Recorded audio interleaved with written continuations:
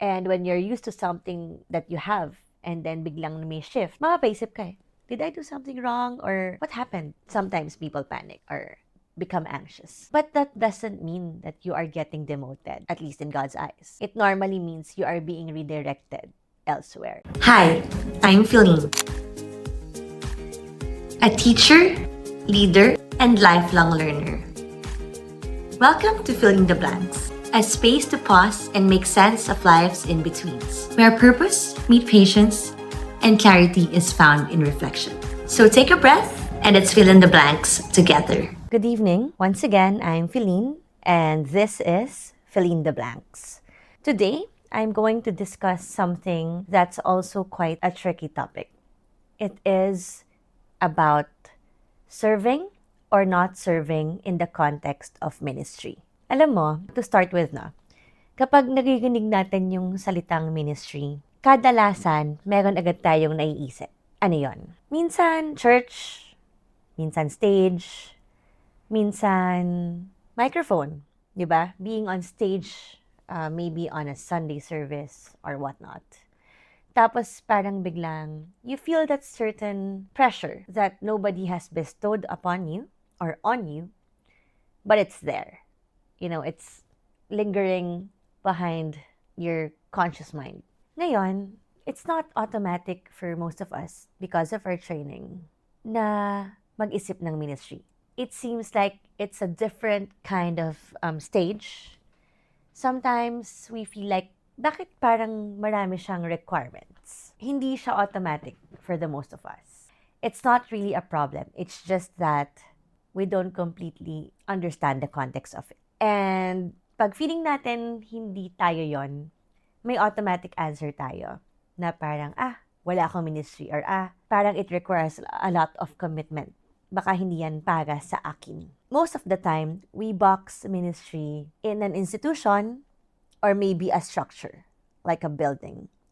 Depending on what church you go to or lack thereof, then you'd probably have an idea on how you'd want to classify something that might be close to what you know about ministry. Dahil ganon, minsan, your ordinary day in an office or at school, if you are still a student, feels ordinary. Pag nasa bahay ka, feeling mo walang spiritual value.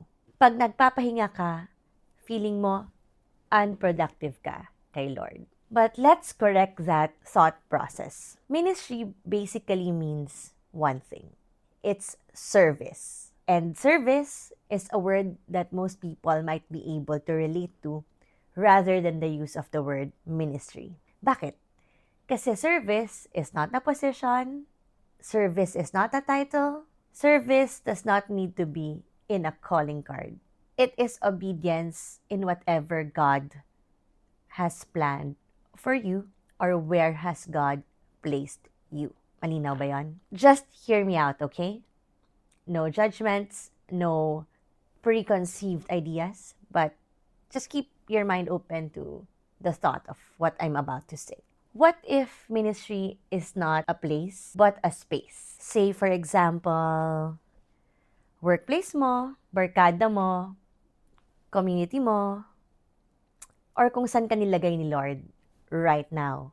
Because service does not start when you enter a church. It starts when you show up for people.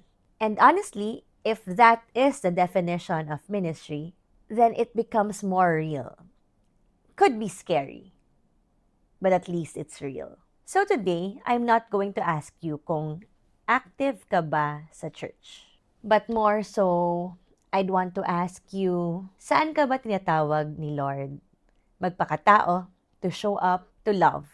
That's what you have to answer for now. Next is, I would want to say something quite clearly because this will be connected to the things we'll be discussing in this episode and a few more episodes moving forward.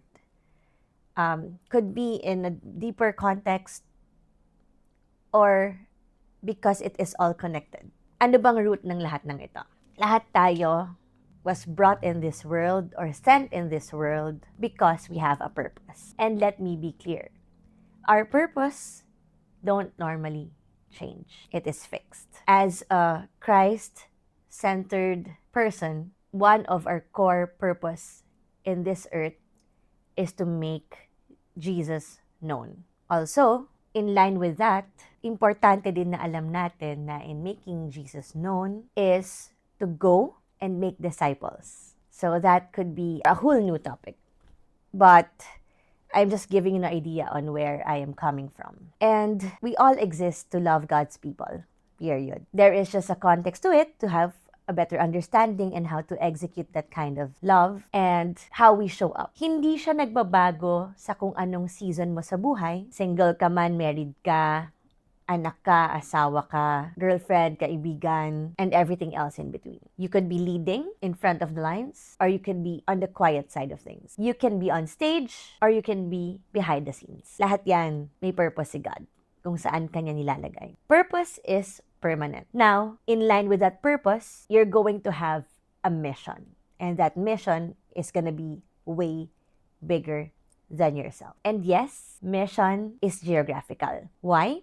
Because we can't be in too many places at once. And normally, this is how I explain this. May home base tayo. There are people who might be called to travel because that's part of their ministry. People who are called to stay in one area for a long time, for a period of time. Say, for example, you're ministering or building a church on that context. As for me, I used to travel a lot because my ministry was work. My work entailed me to travel and talk to so many people that helped me get trained on also how to be a person who could relate to people with different culture, backgrounds, walks of life, language. So what am I saying with all these things? Mission has geography, meaning may location ka kung nasan ka. May assignment kang lugar on a specific season in your life. Hindi ka nilalagay kung san-san lang by accident. Kung nasa corporate ka ngayon, may mission ka doon. Kung nasa family ka ngayon, meaning you're building your own family, posible rin na you might be needed,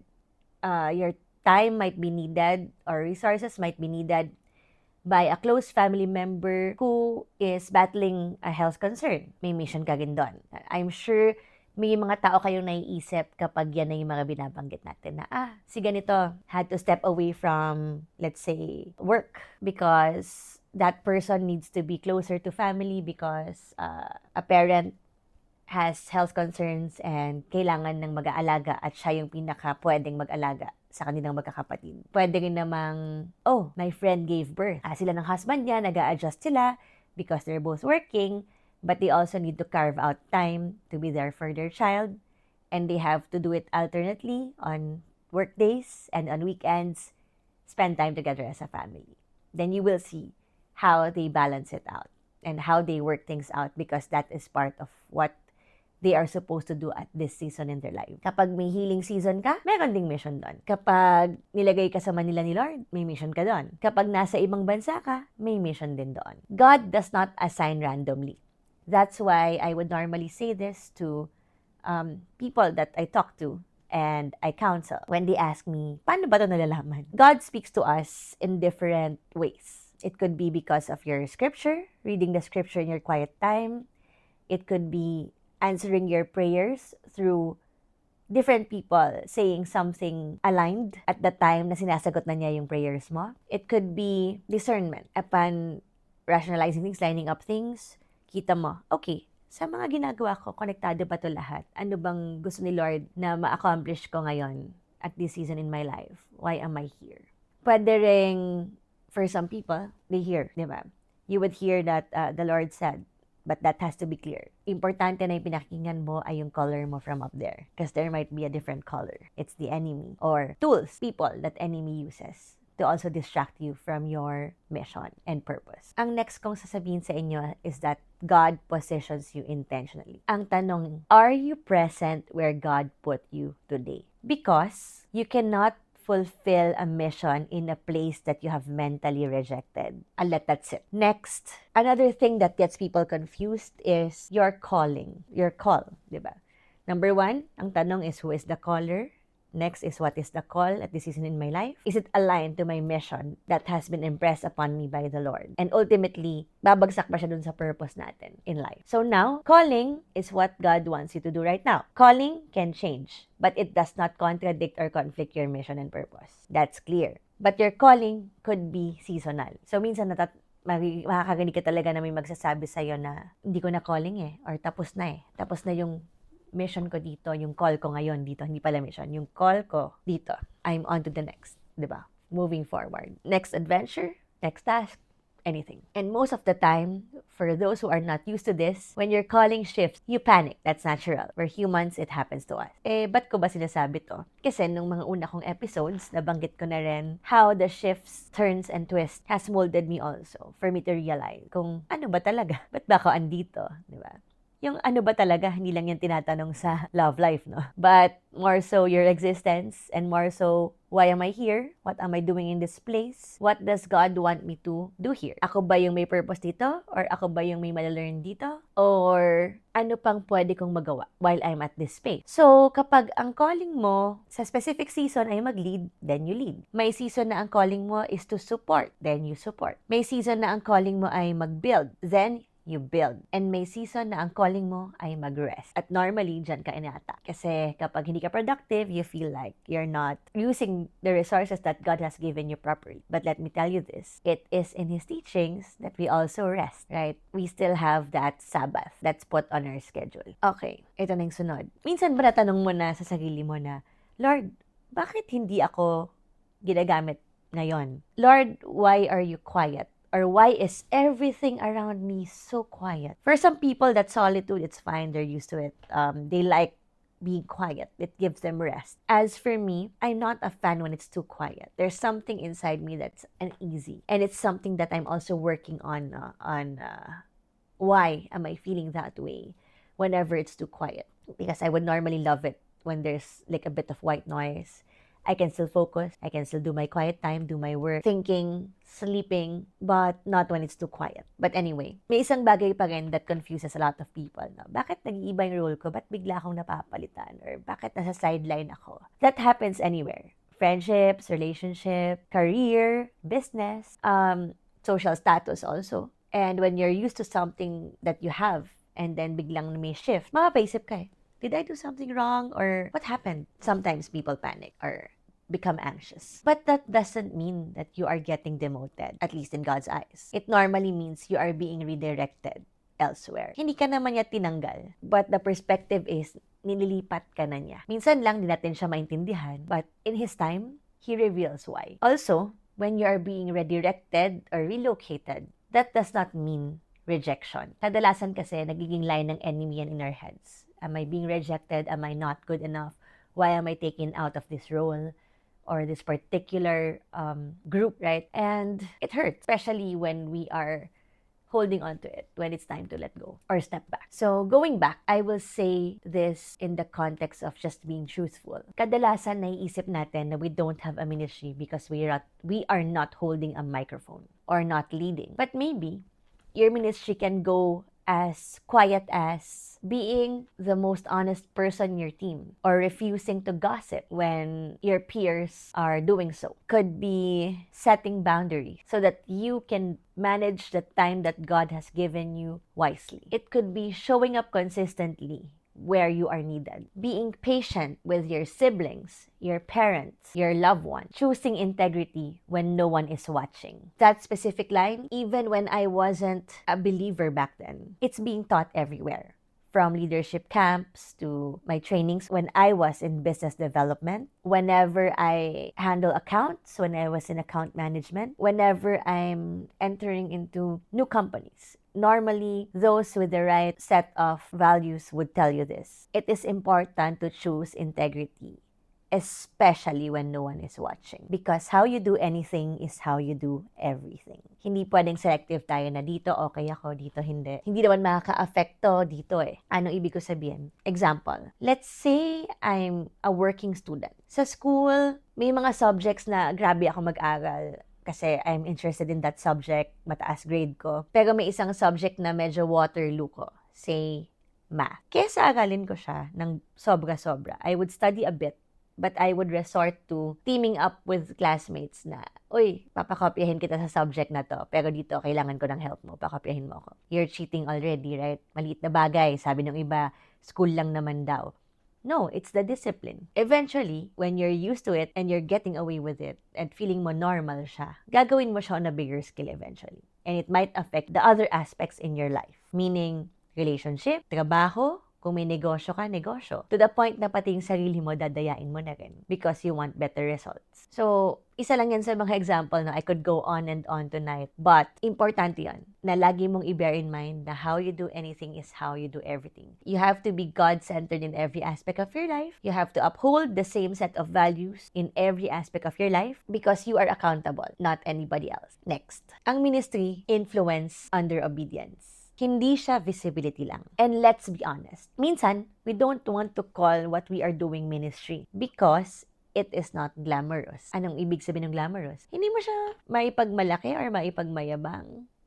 You know, because maybe it's folding the chronicle every Sunday, yung mga ibibigay sa mga mag-a-attend ng church. Could be sa work, shredding documents all day, the confidential documents that no one else has to see after it's being presented to the people who needs to see it. Could be keeping all the public areas clean at all times. Sa iba, making sure that the pedestrian crosswalks sa labas ng schools are manned at all times to prevent accidents. So, para kang traffic enforcer. Hindi siya glamorous, di ba? Yung iba, mas glamorous yung ministry nila. They are leading a church planting activity in a specific region in, say, Sultan Kudarat. Di ko alam ba't naisip ko yung Sultan Kudarat. But it's an example. Oh, I am training to be a preacher. Or I am a life coach. Ganon, di ba? Those are a bit more glamorous in the context of titles. But that doesn't define ministry, really. Di ba? Sa workplace, I could be a CEO. And part of my ministry is to ensure that the business is running smoothly because it's my job to keep revenues intact, happy ang stakeholders, my people get to keep their jobs and their livelihoods. Ilang pamilya yung hawak ko dyan kung ako yung CEO. Pero, sa volunteer work ko outside, ako ay writer. At hindi ako ang lead writer. I am also answering to someone who is leading the PR and comms department of that particular volunteer program or organization because God led you to do that. That's what you can do to support that particular organization because that's also the necessity and you happen to have that skills. No problem. Hindi ko pwedeng dalhin yung pagka-CEO ko dito sa kabila kasi magkaiba yung role ko dito. And both of those things are part of my ministry. And that particular task for each area of my life is aligned to my mission. Ano ba yung mission ko? To teach, to lead, to serve. And the serving part is also being prayed about. The leading part is being prayed about. Saan mo ako gustong mag-lead, saan hindi. Saan mo ako gustong magturo, saan ako hindi dapat nagtuturo. Anong mga activities ang dapat nag-yes ako at ano po yung mga activities no matter how good they are, how much I could help people there, but it's not where you want me to be. That's important. Medyo nabakwento na tayo doon.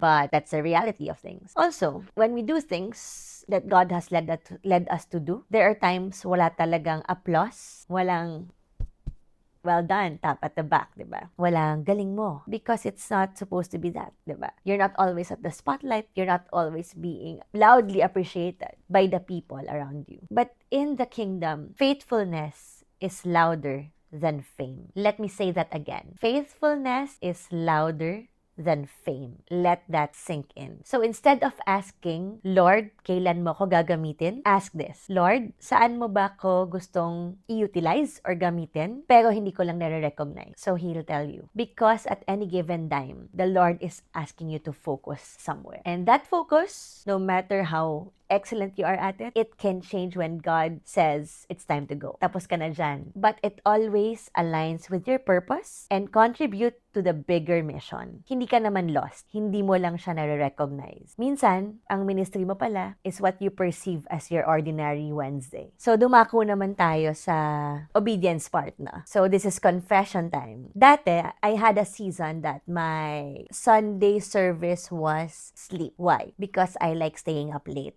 No matter what I am doing.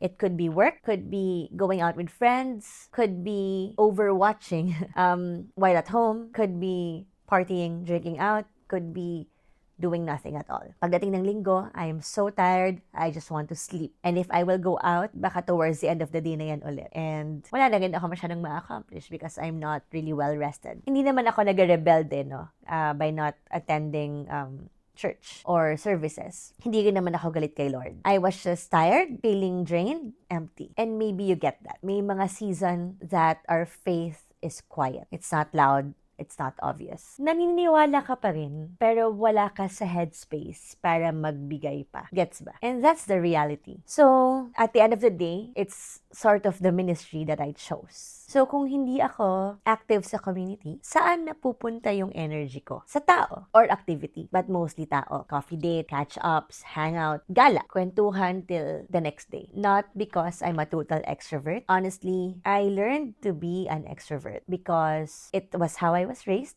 And naturally, it's something that I know how to do also. No resentments here. But at a certain degree, as I got older, I realized na bakit ako na-drain, napapagod. But I like naman being with the people that I care about. My closest friends, some colleagues, some family members, relatives. But anong difference, no? Siguro dati, I was performing for the most part. So there are times that I rub off people a different way or the wrong way. And not all the time I come off naturally. At times, I could be too strong. I could be awkward also. Iba-iba. But I could probably classify myself more as an ambivert, where I could be an extrovert when I want or where I need to be an extrovert. But I also have that setting where I enjoy my space being alone. I could be having coffee by myself, watching a concert, a movie, or just sitting at home and not speaking. But on the other end, I could be so madaldal, passionate, ecstatic to a fault. But yeah, I'm both. And dati, for the most part, that's why I like being with friends most of the time, is that I was filling a void within, an ache. Yung gusto mong maramdaman na may kinabibilangan ka na space. May grupo, hindi ka outcast. And to be honest, having that longing is human. And sometimes we mistake belongingness for calling. Belonging asks kasi, who can accept me? Calling asks, who am I being asked to show up for? Big difference. Eventually, you will get some form of an invitation. And normally, it's uncomfortable. Imagine this. Nasa isang area ka na komportable ka. Mapa, barkada yan, love life, trabaho, groupmates sa school, mga kabanda mo, or kasama mo sa dance troupe, etc. Komportable ka na, may rhythm na kayo, may people ka na, di ba? You have those individuals that you can call, they're my people. People I can call when I'm in trouble, people I can call when I'm at any point in my life, happy, sad, celebrating something, mourning losses. Then suddenly, you're being tapped on your shoulder. Nothing dramatic, no thunderstorms and whatnot, walang biglang slow-mo movie scene, but just a thought you can't shake na, maybe you are meant for more than this. And ang unang reaksyon, sure ka ba? Because serving doesn't feel aesthetic in real life. It's awkward. You don't feel ready. Hindi ka sure kung bagay ka. And that's usually the sign that it's not about showcasing you. It's about shaping you. So, dahil dyan, dumako na tayo sa expectation versus reality. Akala mo, kapag nasa space ka na okay na, mas magiging organized ka. But in reality, mas lalabas yung chaos. Akala mo, lalabas yung pagiging mabait mo or pagiging mabuting tao mo. But reality, it will expose some of your unfavorable or bad attitude. Ba't ito nangyayari? Because serving has a way of pulling things out of you that you thought okay na or you got past it na. It exposes it. And your attitude towards things when things are not going so well exposes what is in your heart. And God wants us to see that because He wants us to also deal with it and surrender the things that are not sitting well with us to Him. Especially yung mga bagay na hindi natin makontrol. So, masakit, di ba? Agay, parang shots fired. Parang nabatukan ako dun na nasapok, di ba? O kaya, nagilitan ako ng konti, di ba?